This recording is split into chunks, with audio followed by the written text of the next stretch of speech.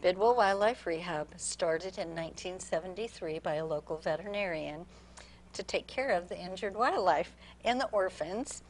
And so we're in our 46th year now. I have been doing it for 45 years. I started very young.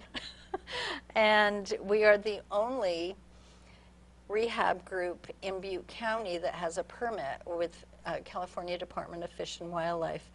And we take animals not only from Butte, but Colusa, Glenn, Sutter, and Yuba counties. When does spring officially start? April or? I think it is next week, I think. I think it's the 20th or 21st. Yeah, when daylight savings starts to kick in. And Probably, so, yeah. So we're seeing like baby squirrels this size, little pinkies are dropping out of trees.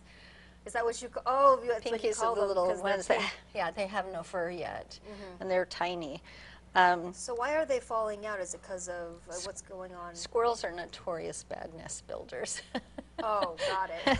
Unless they steal a bird nest, they fall apart in the wind. They, you know, the babies, and then as they get a little more inquisitive, like this guy's probably, if he gets hungry, he's going to start climbing and looking for, you know, mom gets hit by a car, he's going to start walking around in the tree and he's going to fall.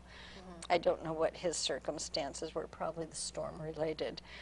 But look at that little face, isn't that the cutest little thing? Oh my goodness. How old do you think he is? I knew you would ask me that, and even though I've done this forever, I always look at my chart because there's just a little difference in weeks. And I'm thinking maybe 3 weeks, 4. They grow pretty quickly then. They do. We had about 14 new volunteers this year, and the core group that does a lot of animals. I did over 200 last year, and I do the small ones. Then when they get a little older, I pass them on to someone else where they go in the outdoor enclosure, because then they start getting attached to me and I to them. So.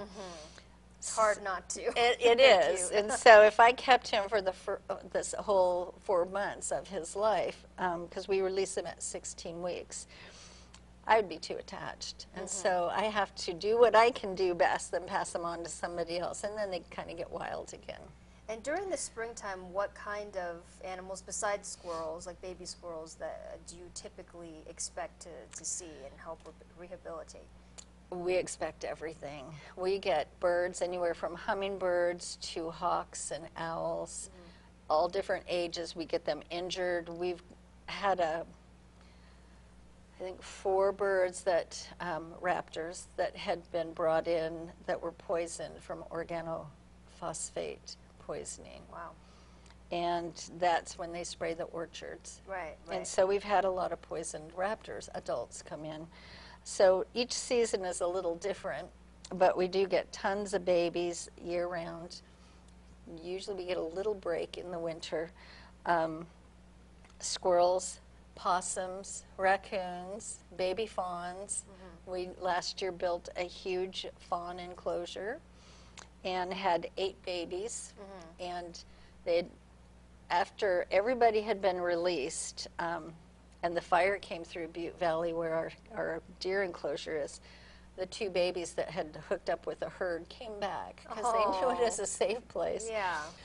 We are trying, where I'm staying in a trailer, on this property in Butte Valley, we're thinking of putting a shed and turning that into a nursery so I could put everybody in there and then just go down the line and feed everybody. Because it's pretty much an all-day job. I'm sure. We try to get back to everybody.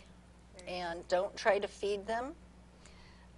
Even if it's summertime, they need to be warm because they'll go into shock. And they do not make pets. You know, they're cute as can be right now, but he is going to be a wild thing in a couple of months. I won't be able to hold him. Okay.